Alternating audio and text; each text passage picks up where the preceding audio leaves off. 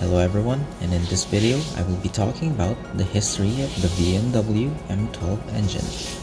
The BMW M12 is a 4-cylinder 16-valve engine based on the M10. Where the M10 used a timing chain, the M12's camshaft and crankshaft were geared together. The M12 also utilized a dry sump lubrication system designed by Paul Rocha. It was produced in various capacities in both normally aspirated and turbocharged forms. The M12-7 BMW engine. In 1972, in order to keep pace with Formula 1, the regulations for Formula 2 were changed to allow the use of 2000cc production-based engines. At the time, the only engine available was the Ford BDG. In the 12 months that followed, BMW created 50 M12-7 engines fitted with Bosch Cougar-Fisher mechanical fuel injection. The 1991cc engine had an 89mm bore, an 80mm stroke, and compression ratio as high as 13:1. It produced in excess of 300 brake horsepower over 9,000 RPM. The BMW struck an exclusivity deal with March to take all 50 engines that had been produced. In 1973, the BMW M12-7 powered March 732 took to the track in its maiden outing at the season opener at Mallory Park, piloted by the relatively unknown French driver Jean-Pierre Jarier. It won. Jarier would go on to win a further 7 races that season and the championship. Between 1973 and 1984, BMW M12 powered cars would go on to win 6 Formula 2 championships in total, making it the most successful engine of the 2000cc F2 era. In 1977, and with just 12 weeks of development, BMW replaced its Group 5 3-liter CSL touring car with an all-new car based on the E21 320 Saloon. The short development of the car was due to, in no small part, to the already available and highly successful M12-7 engine.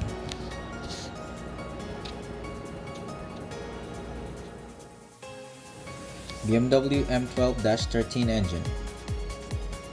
In 1977, BMW struggled against the might of turbocharged Porsches in America's IMSA series and contracted McLaren North America to build a 500 brake horsepower turbocharged version of the M12-7 for use in the BMW 320, maintaining the same 2-liter capacity in Europe. BMW also began to develop a turbocharged version of the engine for Group 5 racing.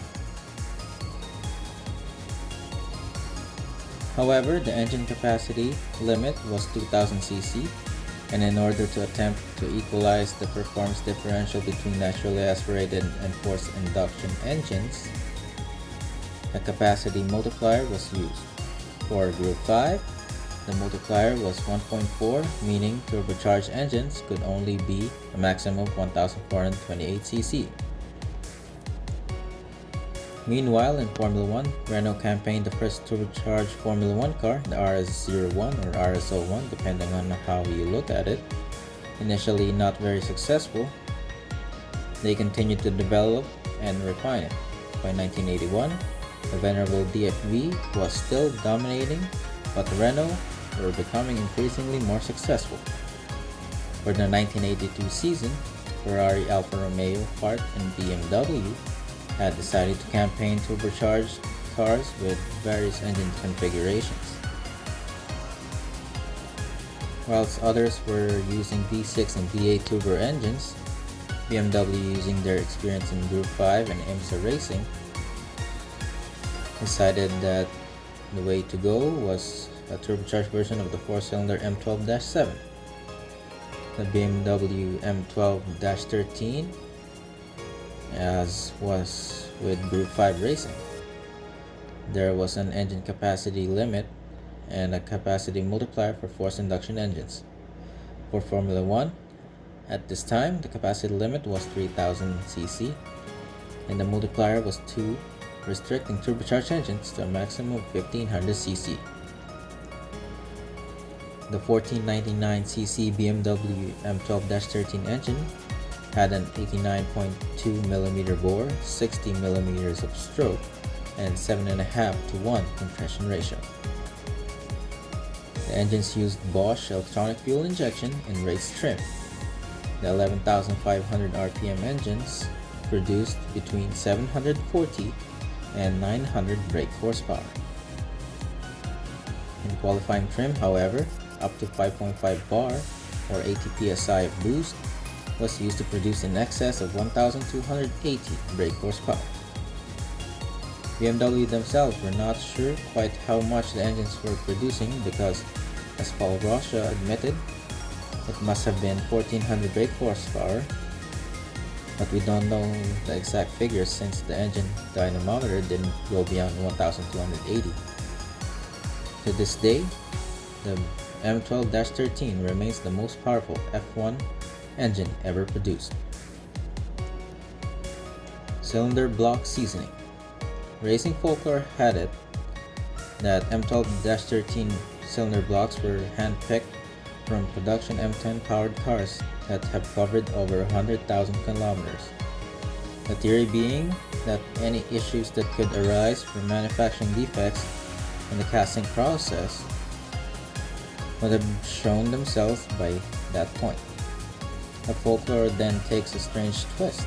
Supposedly, BMW engineers would then leave these blocks outside, subjected to the elements for months at a time, and then urinate on them for good measure.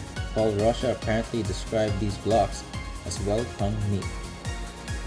There is evidence to suggest that urine can have a sort of nitriding effect on ferrous metals. Indeed, swordsmiths of old would often quench their swords with urine, so it may not be as far-fetched as it sounds.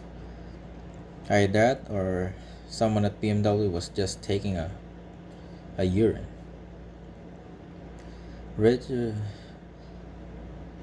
I hope you guys got some value out of this video, and if you like the video, please give me a thumbs up, and if you haven't subscribed already, consider doing so that you won't miss out on any future episodes.